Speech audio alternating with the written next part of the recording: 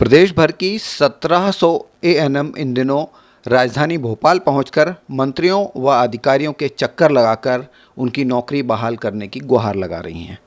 इनका कहना है कि ग्रुप 5 की भर्ती में चयनित करने व जिला आवंटित करने के बावजूद अचानक इन्हें अपात्र घोषित कर दिया गया है।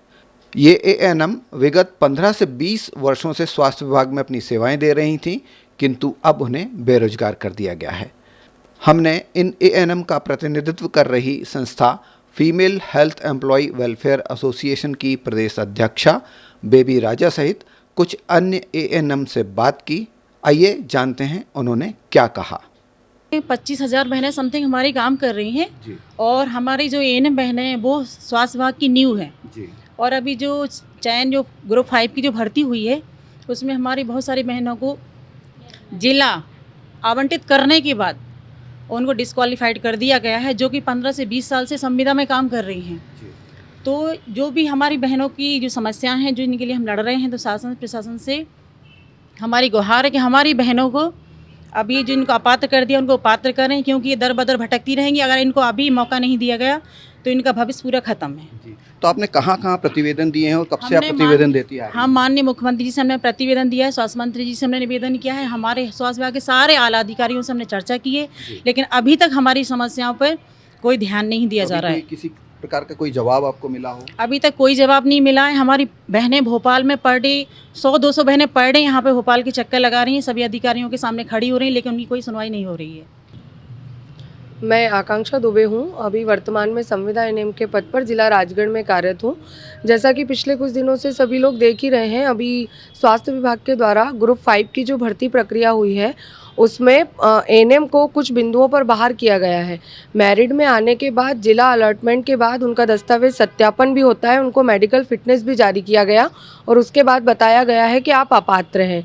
2019 के रातों रात बनाए कुछ नियमों का हवाला देकर हमारी हज़ारों बहनों को बाहर किया गया है, जबकि ये वही बहनें हैं जो 2019 से कई साल पहले शासन के नियमानुसार ट्रेनिंग को ले चुकी हैं और ये इसी ट्रेनिंग से आज विभाग में कई बहनें कार्यरत हैं और हम भी वर्तमान में संविदा पे कार्यरत है। जिसमें से कुछ बिंदु ऐसे हैं, पहले जो एएनएम ट्रेनिंग होती थी वो 10th और 12th बेस पे होती थी, जिसमें किसी बायो समूह की कोई बंध्यता नहीं थी। उसके बाद पहले शासन के नियमानुसार ट्रेनिंग 18 मंथ की होती थी। 2014 के बाद से इसे 2 साल का किया गया है, किंतु हम में से अधिकतर बहनें वो हैं जो 2014 से कई साल पहले प्रशिक्षण लेकर कोविड जैसे महामारी में भी शासन में अपनी स्वास्थ्य सेवाएं दे चुकी हैं, किंतु अभी मनमाने नियमों को हवाला देकर हमारी 1700 एएनएम को अपात्र कर दिया गया है और ये बहनें रोज़ किसी न किसी तरीके से माननीय मुख्यमंत्री, डिप्टी सीएम साहब तक अपनी बात को पहुंचा चुके हैं, पर अभी तक हमारी समस्या का कोई समाधान निकला नहीं है। मेरा नाम चंदा पिल्ले है, मैं जबलपुर से हूँ।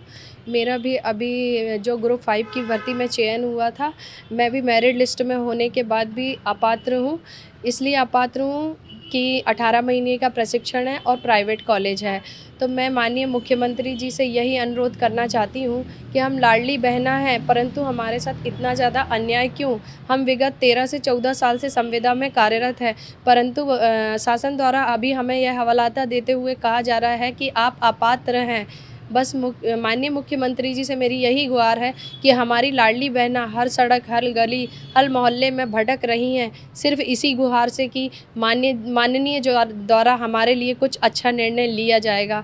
आपसे विनम्र प्रार्थना है आपके चैनल के माध्यम से कि हमारी इन लाडली बहनाओं का भविष्य माननीय मुख्यमंत्री जी के हाथ में है। धन्यवाद।